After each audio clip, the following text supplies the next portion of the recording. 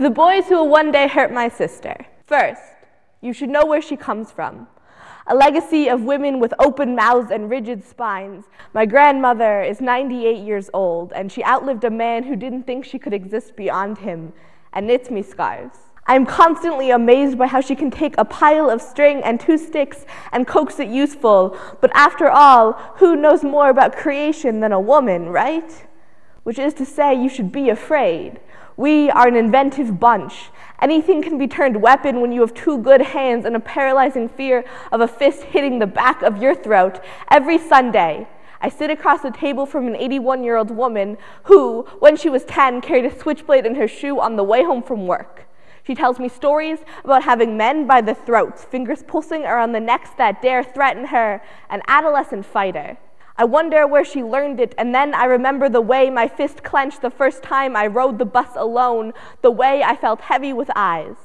When I am 14, a man hands me a yellow flyer with "Strip club opening, sexy costumes required," splattered across the top.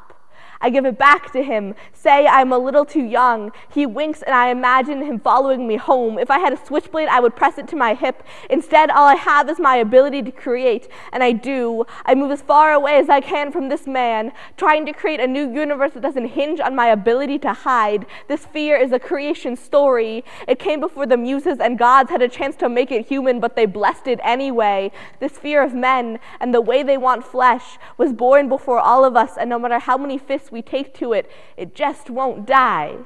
I do not like to talk about it, because it makes me feel weak.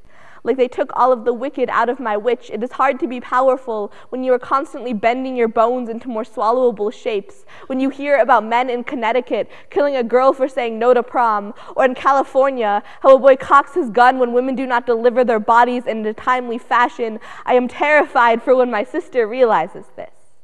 When she walks down a street and all she can see is 100 pairs of eyes looking at her like an animal, like something dripping and wet they cannot wait to sink their teeth into, and all she knows how to do is keep her head down and scan the ground for possible weapons or escape routes. She tells me a story about how a boy wrote her friend a love letter. She said no, and he imagined the locker door her face, the slam of metal a poor substitute for bone, and my sister does what all girls know how to do, which is to grab her friend's hand and run, get the hell out of there. When there is no weapon that can be created other than distance and the pounding of your feet, girls can fly. And I do believe that we come from a legacy of strong women, that women know how to create and create, flesh from no flesh, burn from no burn, blood from no blood, but girlhood can be a fragile thing. I do not know what we would take as weapons if we do not have to. Sometimes I regret feeling powerful when pressing my keys into my palm when walking home alone at night, or when I'm wearing boots that allow for stomping or running, whatever need be, and my sister is 12 next week.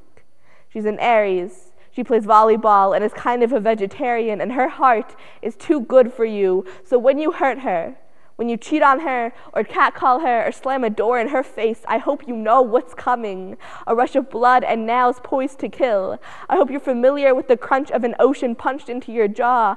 I hope you know how to bleed, because we do, and we know how to protect our young. We didn't ask for this fight, but it's here already, and we are coming, I promise. Thank you.